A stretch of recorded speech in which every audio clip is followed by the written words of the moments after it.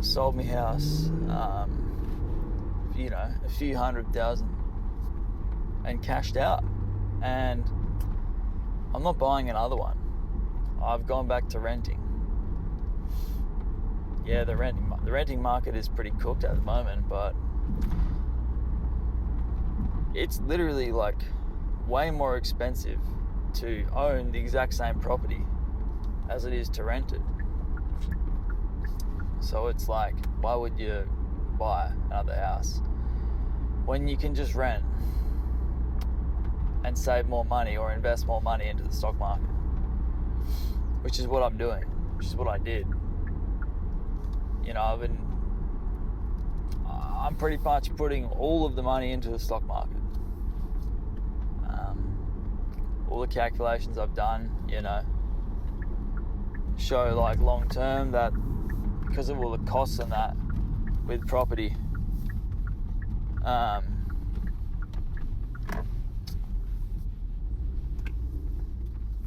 it's really not worth it. Long term,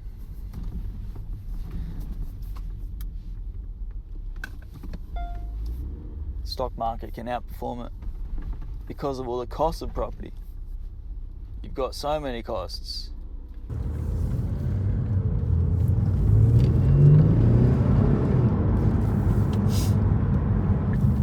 So yeah, I've calculated it. I've used AI to run a lot of simulations, using the long-term averages for real estate in Australia at least versus to the stock market. Taking all the money that you would have used to buy and hold the property, that money is money that you would have otherwise had to invest into the stock market. Same with the down payment and the stamp duty that gets eaten up and other closing costs.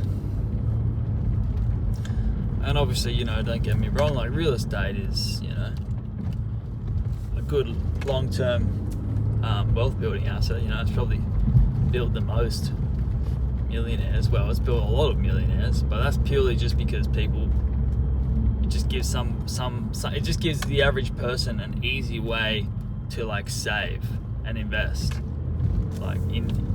Just save basically. It's like forced savings. That's the only reason that they really do become millionaires.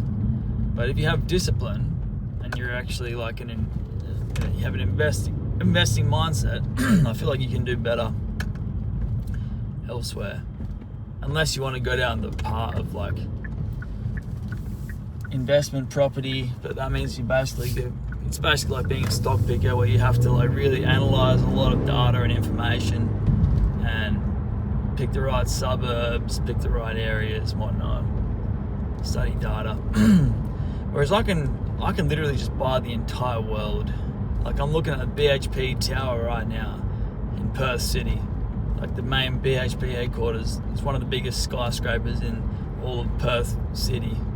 I'm part owner of that just simply by buying these index funds on the stock market, which is pretty incredible.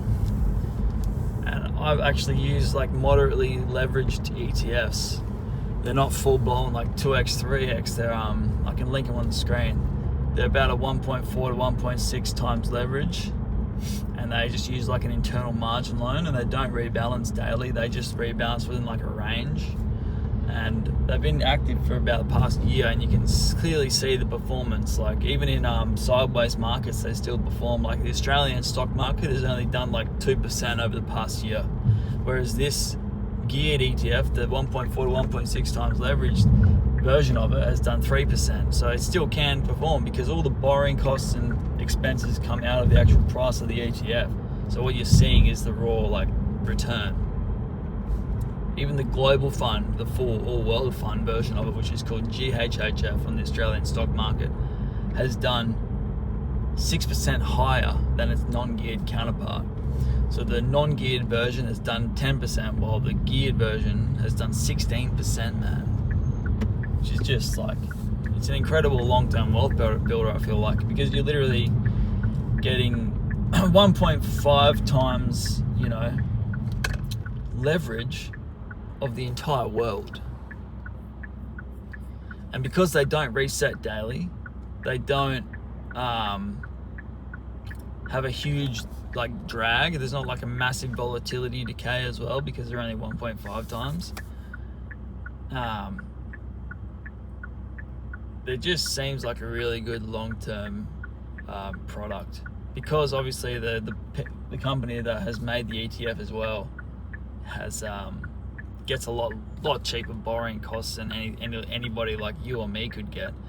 Like their mortgage, their interest rates on them, their margin loans are like probably like 4%.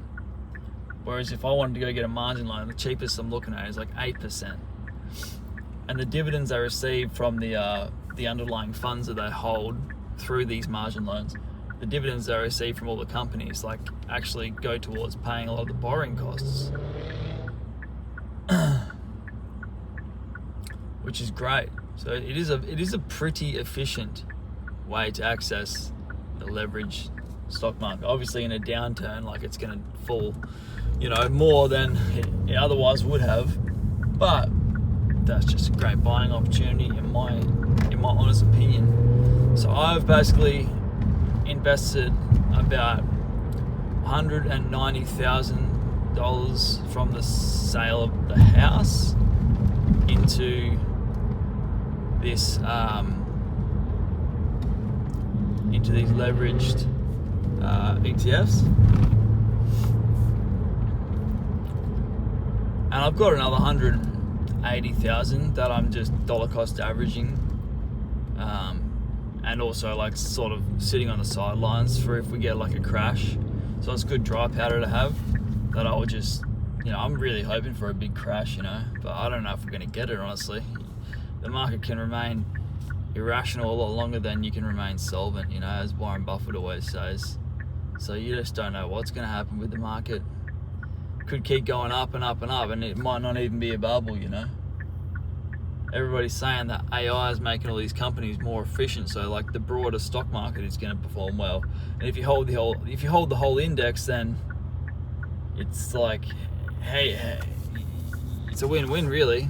Like, yeah, like Nvidia and like all those big companies might crash, but if you're in the index, then all the other companies like your boring Walmarts and like General Electrics and stuff like that will just perform as well, and like just prop it up, prop up the index. So yeah. Anyways, that's why I'm not really looking at buying another property, just especially in Australia, since, well, at least in my city, Perth has done insanely well over the past 5 years. It's done incredibly well. It's done like 20% a year for like the past 5 years, it feels like. I got really lucky because I only just managed to scrape in. I actually have switched all my superannuation over to these geared ETFs as well. Fuck's sake, this goddamn Mercedes is pissing me off. Shut up, dude. It doesn't even sound that good. This AMG Merc.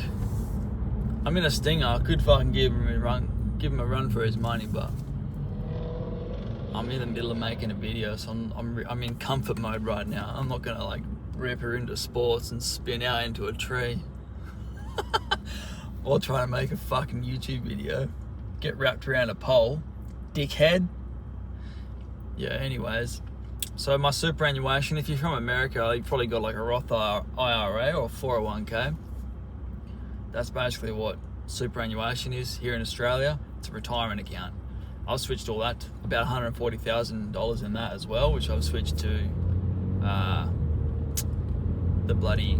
the geared ETFs, which is great that I can access that inside of my super, because 30 years of like that compounding with that like conservative amount of leverage, it's gonna be a juicy retirement, boys. like I've calculated it in like an investment compounding calculator minus fees and stuff, and I'm looking at $6 million, even like only contributing like an extra $1,000 a month from super, which is like not much really, because in Australia our employers pay it, and currently my employer for my company pays about $20,000 a year, not out of my paycheck, just on top of my paycheck into my superannuation, because that's just how super works in Australia. Like, we're really lucky to have that. But yeah, back to what I was saying about the property, the real estate. I got really lucky. I managed to. I was a casual worker at the time, but I managed to get approved for a loan for a block of land to build a house. So I bought the land pretty cheap, only cost me about $165,000. Pretty small block, you know. But it was in a suburb that hadn't pumped yet. And it was right next to like a really good suburb, like a hub suburb basically. Not a really good suburb, a pretty shitty suburb, honestly, like pretty low socioeconomic. But it had like everything. It had like a massive shopping mall, it had a train station, it had a university, it had like a full-on hospital, it had like schools, everything you need.